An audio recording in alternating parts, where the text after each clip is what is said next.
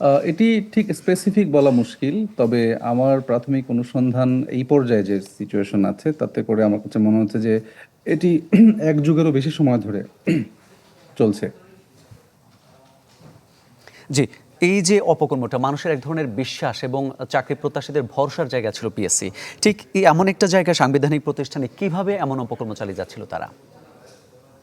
এটি তো আসলে আমারও প্রশ্ন। একজন অনুসন্ধানী সাংবাদিক হিসেবে আমি আসলে বোঝার চেষ্টা করেছি যে রাষ্ট্র একটি সাংবিধানিক প্রতিষ্ঠানকে তার জন্য দক্ষ এবং মেধাবী কর্মী খুঁজে দেওয়ার দায়িত্ব দিয়েছে। তো সেই দায়িত্ব পালনে গত প্রায় 50 বছরের বেশি সময় ধরে এই সাংবিধানিক প্রতিষ্ঠানটি কতটুকু দায়িত্বশীলতার পরিচয় দিয়েছে সেটা বোধহয় মূল্যায়ন করার সময় এসেছে। এবং এটি আমি যখন বলছি তখন তো আমাদের সামনে আসলে জ্বলন্ত উদাহরণ যে আমরা একটি পরীক্ষায় একদম হাতে নাতে প্রশ্ন ফাঁসের অভিযোগ প্রমাণ করতে পেরেছি। এবং এই অভিযোগ প্রমাণ করতে গিয়ে যে চক্রের সন্ধান আমরা পেয়েছি সেই চক্রের ব্যক্তিরা এই ধরনের কাজের সঙ্গে দীর্ঘদিন ধরে যুক্ত, এবং অন্তত 30টি পরীক্ষার কথা তারা বলেছেন। বিসিএস সহ সবচাইতে আশ্চর্যের ব্যাপার এবং দুর্ভাগ্যেরও যে রাষ্ট্রের সবচাইতে বড় পরীক্ষা, যে পরীক্ষার জন্য লাখ লাখ ছেলেমেয়েরা দিন রাত এক করে পড়াশোনা করেন, তাদের সকল আনন্দ বেদনা কষ্ট এগুলোকে একপাশে সরিয়ে রেখে লাইব্রেরিতে পড়ে থাকেন, সেই পরীক্ষাটিরও প্রশ্ন ফাঁস হয় এবং দীর্ঘদিন ধরে লাগাতারভাবে সেটি হচ্ছে বলে অন্তত এই চক্রের একাধিক সদস্য চ্যানেল টোয়েন্টিফোরের কাছে দাবি করেছেন, স্বীকারোক্তি দিয়েছেন, এবং আমাদের কাছে এই সংক্রান্ত তথ্য প্রমাণও এসেছে। তো এটি আসলে দুর্ভাগ্যজনক যে আমাদের একটি সাংবিধানিক প্রতিষ্ঠান, সর্বোচ্চ সরকারি চাকরি এবং মেধাবীদের বাছাই করার প্রতিষ্ঠান, দিনের পর দিন এই ধরনের ঘটনা ঘটে যাচ্ছে, দেখার কেউ নেই। আপনাদের অনুসন্ধানে যে বিষয়টা উঠে এসেছে যে 30টি বিসিএস সহ 30টি নিয়োগ পরীক্ষার প্রশ্নপত্র ফাঁস করেছে এই চক্রটি, এর বাইরে আরও কি কোনো অনুসন্ধান আছে আপনাদের? সংখ্যাটা আরও কেমন হতে পারে, বাড়তে পারে কি? দেখুন, এইখানে যেটা হয় একটা রিপোর্ট করার জন্য আপনারা হয়তো এই রিপোর্টটি আমি বলবো এক ধরনের টিজার টিজার বলছি এই কারণে যে হয়তো এরপরে আমরা ট্রেলার প্রকাশ করব, মানে আমরা স্টোরিটা ব্রেক করলাম যে পিএসসির প্রশ্নপত্র ফাঁস হয়, এটা গুজব না, এটা সত্যি। এবার আমরা হয়তো দেখাবো যে এই ফাঁসের সঙ্গে আসলে কারা কারা যুক্ত, কিভাবে যুক্ত, কার দায় কতটুকু। এরপরে আমরা সার্চ লাইটের যে আমাদের রেগুলার প্রোগ্রাম হয়, আমাদের জনপ্রিয় প্রোগ্রাম চ্যানেল 24-এর, সেই সার্চ লাইটের একাধিক পর্বে আমরা হয়তো অনেক বিশদ আকারে এই চক্র কিভাবে কাজ করে, কতগুলো পরীক্ষায় তারা এই কাজ করেছে, কিভাবে কাজ করেছে, তাদের প্রক্রিয়াটি কি, তারা কত টাকা করে নেয়, কিভাবে এই চক্রটি আসলে এই প্রশ্নগুলো পিএসসির মতো সুরক্ষিত একটি প্রতিষ্ঠান থেকে বের করে, এবং কোথায় আসলে দুর্বলতা সেগুলো আমরা বিস্তারিত তুলে ধরার চেষ্টা করব। তবে অনুসন্ধানের অনেক পর্যায় থাকে, তো তো আহ, ঘটনার পূর্বে পরে ঘটনার চলমান সময়ের বিশ্লেষণ নানানভাবেই আসলে এই অনুসন্ধানের ভেতরে চমকপ্রদ শিউরে ওঠার মতন অসংখ্য গল্প আছে।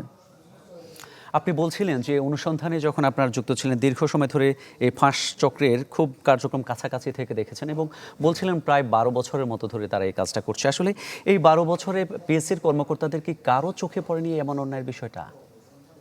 এইটা আসলে খুব বিস্ময়কর ব্যাপার, কারণ এই চক্রে আমরা যাদেরকে পেয়েছি, তেমন একজন আমি যদি বলি, খলিলুর রহমান একজন অফিস সহায়ক।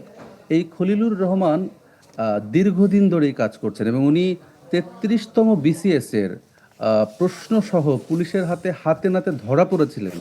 যাদের মনে আছে তারা জানবেন যে 33তম বিসিএস এর পরীক্ষা, রিটেন পরীক্ষাটা একাধিকবার হয়েছিল। তো সেই রকম একটি ব্যক্তি যিনি বিসিএস এর প্রশ্ন ফাঁস করার সময় হাতে নাতে গ্রেপ্তার হয়েছেন, সেই ব্যক্তি পুনরায় এই চাকরি করছেন এবং এই কার্যক্রম বিপুল বিক্রমে চালিয়ে গেছেন। আমরা যদি ওই সালটিকে 12-13 সাল ধরি, এরপরে তিনি 14 সালে প্রশ্ন ফাঁস করেছেন, 15-তে করেছেন, 16-তে করেছেন, 17-তে করেছেন। আমরা ধারাবাহিকভাবে এই খলিলের প্রশ্ন ফাঁসের আদ্যোপান্ত বের করেছি, এবং তার মাধ্যমে কারা চাকরি পেয়েছে তাদেরও অনেকের নাম আমরা জানতে পেরেছি।